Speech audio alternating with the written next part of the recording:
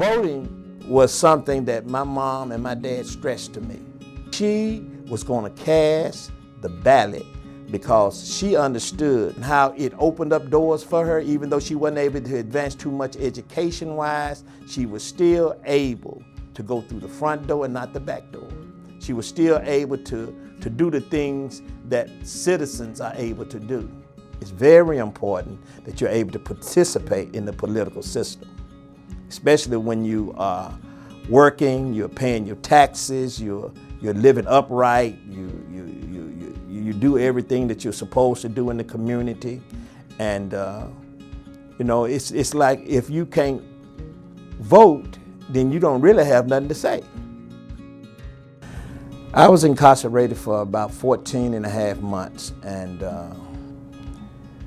incarceration was something that really was very it took me down. I mean, it put me in a place where I felt that I questioned my worth because of the way that it's set up.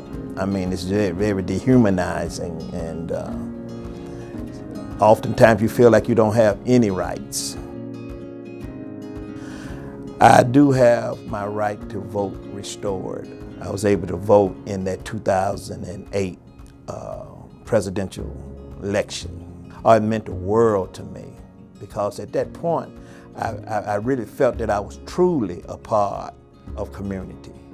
I was able to actually go to the inauguration, and even though it was cold outside, man, it was just like it was a joy to be able to see what God can do, because I just believe God had his hand in it. Understand how critical it is for you to be able to cast the ballot. And don't let nobody say that you can't. You keep trying to do it. Live within the laws. Do what you're supposed to do. But keep knocking at the door. Because one day the door is going to open for you. And it's going to make you feel so you have tears in your eyes. You'll have tears in your eyes.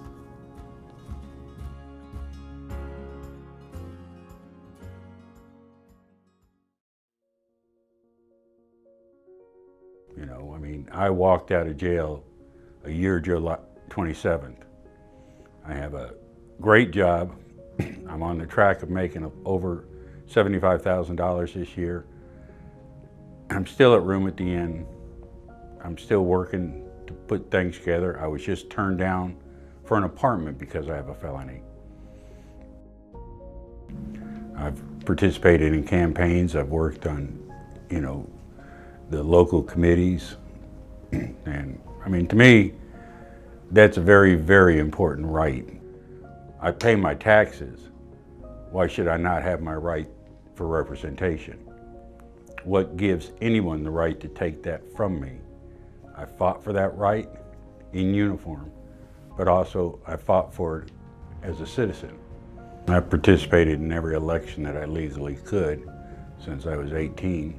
I spent time in the military, so who was in office in various positions was important to me. It may only be 1 in 60 million people, but it's still my voice, and it's my right to express it.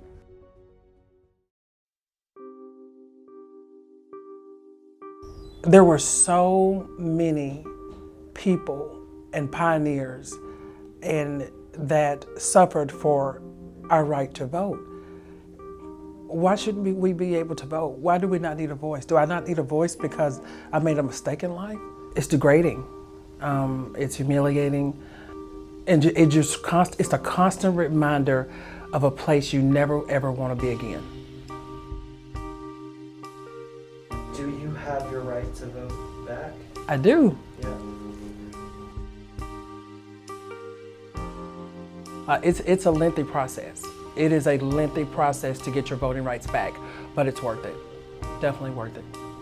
To have a voice in this world, to not feel like a second-class citizen or like I didn't belong or you know, like I couldn't have an opinion or value, you know, anything in the world, you know, worth meaning.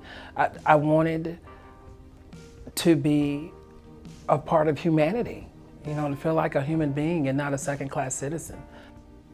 Freedom. You are free. You belong. You're valuable. You have a voice. It needs to be heard. You matter. That's what voting means to me.